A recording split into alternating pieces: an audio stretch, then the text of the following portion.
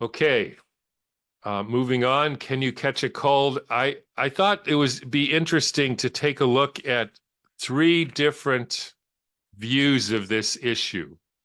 Uh, and what I mean by that is the first one I'm going to look at is a practice that I've been doing for the last few months. I don't know why I decided to do this, but it's probably been decades since I read a conventional newspaper, at least the front section, or watched a normal network news show or CNN or Fox or any of those. I just don't have any interest in being lied to and propagandized, so I don't do it. But in the last few months, I've decided once a week to get the New York Times. Here's an article, uh, mostly just to see what those folks think. Uh, and it's actually very sobering. You can hardly believe it, or at least I can.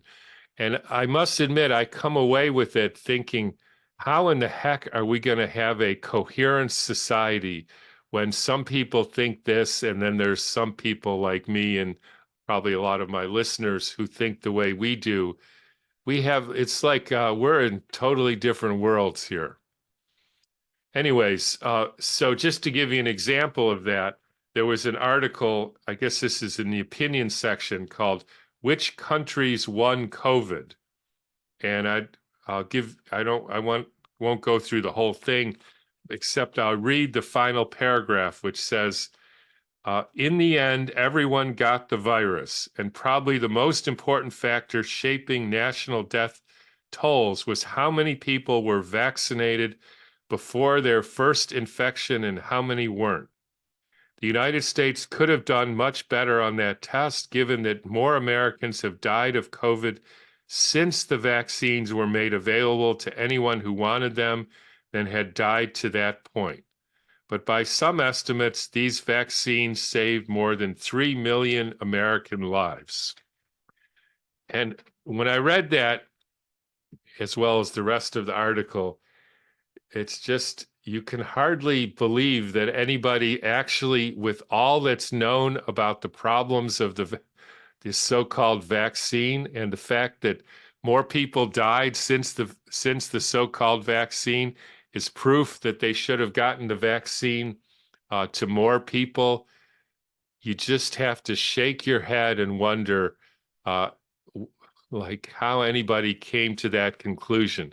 Now, I don't necessarily want to get into the debate about whether uh, this whoever wrote this is just doing this for propaganda or he's just writing for the clueless, which is what it seems like, or whether he actually believes this. And so I have no idea of his motives, and I don't want to get into that. But it turns out to be the same, whichever way it is. This is just unbelievable propaganda.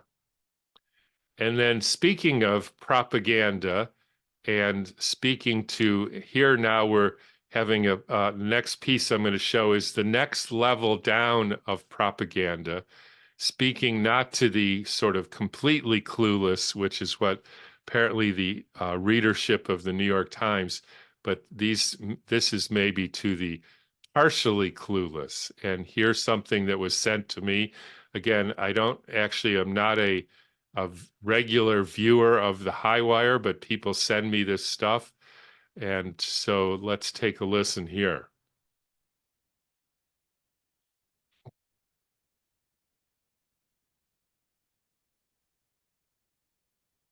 By the way, as you know, I'm a big fan of W.C. Fields, who was a virologist, as everybody knows.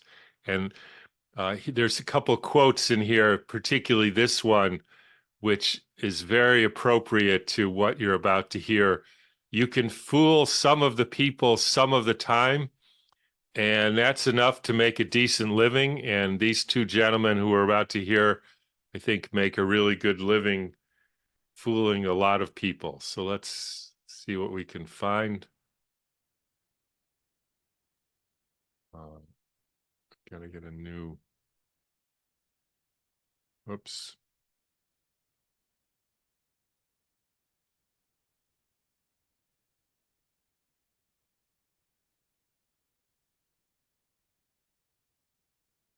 Whoops.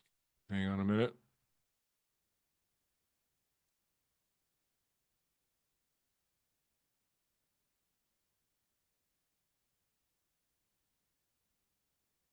Okay, this is a recent excerpt.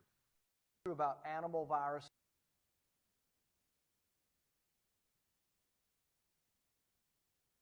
that break into the human kingdom, from the animal kingdom to the human kingdom, is they're clunky. They don't infect humans very well because they've evolved and adapted. Let me turn this up a little bit, I think.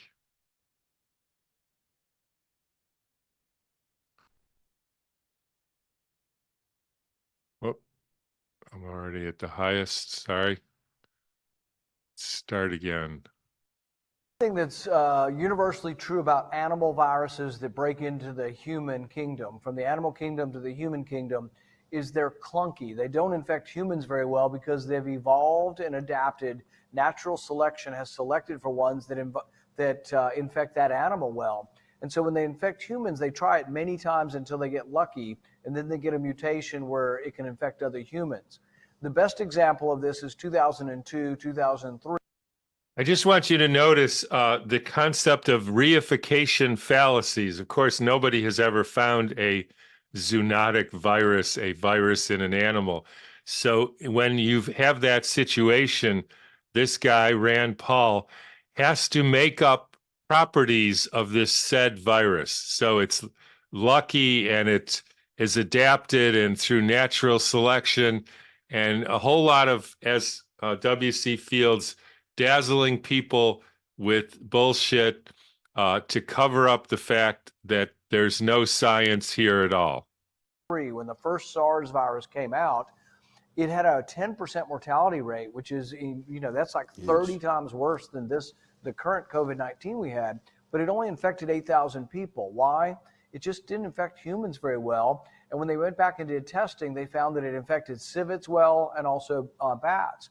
So one of the cool things that I've discovered about COVID-19 is they borrowed Oracle's supercomputer, a scientist from Australia, and they wanted to see which animal that the virus would attach best to. So they tested it with humans and like dozens of other animals, and lo and behold, it didn't attach. And by the way, they tested it in the computer, as you can see, the in silico comparison. No point in testing it in real life. That would blow the story. To any animals very well. It attached perfectly to humans. This does not happen. It's almost proof positive that this was manipulated in the lab. And what you do in the lab is you actually speed up evolution.